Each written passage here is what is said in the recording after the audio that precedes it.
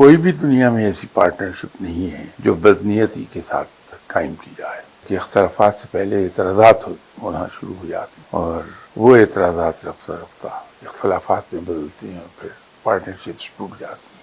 ایک پوائنٹ اس کے اندر آئے گا ایکسپینشن میں جہاں سیٹھزم کام نہیں کر پاتا، وہاں آپ کو کارپوریٹ کلچر انکارپوریٹ کرنا ہی پڑتا ہے. جو ہی ہم پروفٹ سے لاس میکنگ کی طرف آتے ہیں وہ اختلافات الزامات میں بدل جاتے ہیں.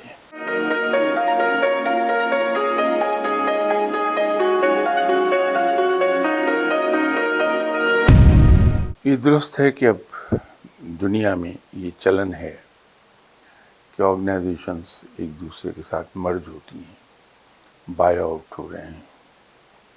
اس کے پیچھے کانسیپٹ ایک ہی ہے کہ ایک دوسرے کی اسٹرینگتھ سے فائدہ اٹھایا جائے جی. اور دوسرے نمبر پر یہ ہے کہ ایکسپینسز کو جتنا کٹ کیا جائے اتنا ہی بہتر. تو یہ مرجرز اس طرح سے جنم لیتے ہیں. ایک وجہ بعض کا فائنینشیل بھی ہوتی ہے کہ فائنینشیلی ایک آرگنائزیشن وائبل نہیں رہی فار سم ریزن، تو ایک بڑی آرگنائزیشن اسٹرانگ آرگنائزیشن اسے خرید لے گی جی. اور اس کو پھر ریسٹرکچر کر کے چلانے کی کوشش کی جاتی ہے. پاکستان میں پارٹنرشپس ہوتی ہیں اور یہ آج کا نہیں دستور 1947 سے چلا آ رہا ہے. کوئی بھی دنیا میں ایسی پارٹنرشپ نہیں ہے جو بدنیتی کے ساتھ قائم کی جائے. ٹھیک ہے. پاکستان میں بھی نہایت نیک نیتی سے ہی پارٹنرشپ کی جاتی ہے، بڑے جوش اور ولولہ کے ساتھ بڑے انتھوزیاسٹک ہوتے ہیں اور ارادے یہی ہوتے ہیں کہ ہم ایک دوسرے کے ساتھ چلیں گے اور ایک لمبا عرصہ چلیں گے، ایک دوسرے کی اسٹرینگتھ بنیں گے. لیکن بعد میں کچھ معاملات اس طرح کی جنم لینے لگتے ہیں جی. کہ اختلافات ہو جاتے ہیں، بلکہ اختلافات سے پہلے اعتراضات ہونا شروع ہو جاتے ہیں جی. اور وہ اعتراضات رفتہ رفتہ اختلافات میں بدلتے ہیں اور پھر پارٹنرشپس ٹوٹ جاتی ہیں. ایک دوسری بڑی وجہ یہ ہے کہ جو ایک جنریشن جس نے وہ اتحاد قائم کیا ہوتا ہے، وہ پارٹنرشپ قائم کی ہوتی ہے، ان کی حد تک تو چل رہی ہوتی ہے، لیکن جو ہی آگے پارٹنرز کی اولاد جوان ہوتی ہے ان کا عمل دخل شروع ہوتا ہے کاروبار میں. اور ہوتا یہ ہے کہ وہ جوان خون ہے، نیا نیا پڑھ کے آیا ہے یونیورسٹی سے، نئے خیالات ہیں اس کے، وہ کاروبار کو لے کے چلنا چاہتا ہے نئے طریقے سے، باپ کو پریشرائز کرتا ہے. نہ باپ کنونس ہو رہا ہوتا ہے ذہنی طور پہ، نہ دوسرے پارٹنر. تو اس گھٹن کا نتیجہ ایک یہ ہوتا ہے کہ آہستہ آہستہ بریک آف ہو جاتا ہے. یہ مختلف وجوہات ہیں اس کی جڑ میں جو پرابلم ہے وہ یہ ہے جی. کہ بائی نیچر ہمارے یہاں for obvious reasons set culture موجود ہے. اگر 5-7 لوگ مل کر کاروبار کرتے ہیں، وہ پارٹنرشپ کے اندر بھی سیٹ کلچر کام کر رہا ہوتا ہے. سینٹرلائزیشن آف پاور، ادارہ کوئی بھی ہو،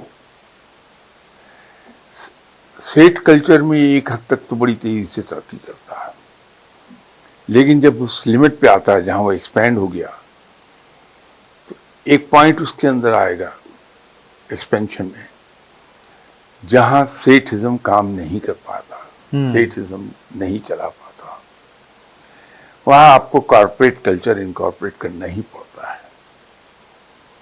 لیکن چونکہ اوریجنل پارٹنر اس مائنڈ کے نہیں ہوتے، وہ کارپوریٹ کلچر کو ذہنی طور پہ ایکسیپٹ ہی نہیں کرتے، ٹھیک. تو وہ ادارے کی اس ریکوائرمنٹ کو پورا نہیں کر پاتے کہ اس میں کارپوریٹ کلچر انکارپوریٹ کر دیا جائے. نتیجہ یہ ہوتا ہے کہ کاروبار آہستہ آہستہ بیٹھتا ہے. جو ہی ہم پروفٹ سے لاس میکنگ کی طرف آتے ہیں وہ اختلافات الزامات میں بدل جاتے ہیں اور الزامات کے نتیجے میں پارٹنرشپ ٹوٹ جاتی ہے. کئی ایک وجوہات ہیں ہمارے ملک میں، لیکن اس کی بنیاد اصل میں سیٹھزم میں ہی ہے کہ سیٹھ کلچر ہم ابھی تک ذہنی طور پر اسی میں ہیں. اور سیٹھ کلچر کی بنیادی ایک جو تھیوری ہے وہ ہے کہ سینٹرلائزیشن، تمام اختیارات ایک ٹیبل پر جمع ہیں. اور میں ایسے اداروں کو جانتا ہوں جن کو میں نے دیکھا کہ رپورٹ میرے سامنے آئی، ان کی پروڈکشن ہولڈ اپ ہے.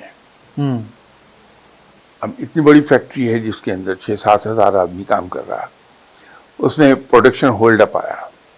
تو میں نے مینیجر سے پوچھا کہ یہ پروڈکشن ہولڈ اپ کیوں آ گیا؟ کہ صاحب وہ فلاں مشین کا ایک پرزہ لینا تھا، اس میں کتنے دن لگ گئے کہ وہ اپروولز وغیرہ آتے آتے 4 دن 5 دن لگ گئے.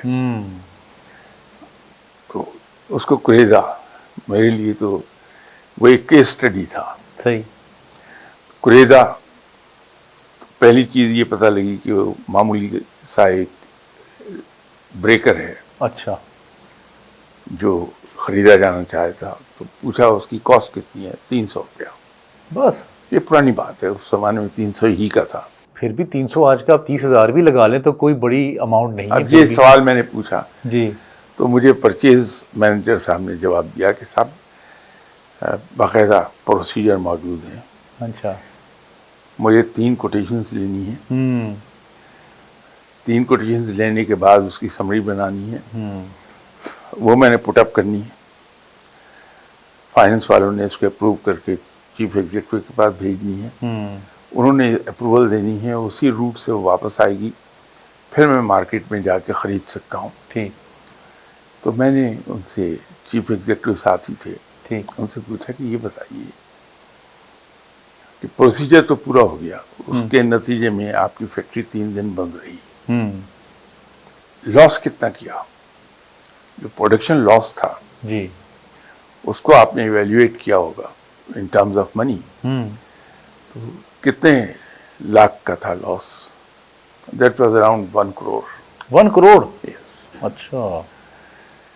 تو ان سے میں نے کہا کہ دنیا بھر میں قاعدہ میں نے دیکھا ہے، 65 سے زیادہ ملکوں میں گیا، اسٹڈی کرنے کا موقع ملا، آرگنائزیشنس کو اسٹڈی کیا.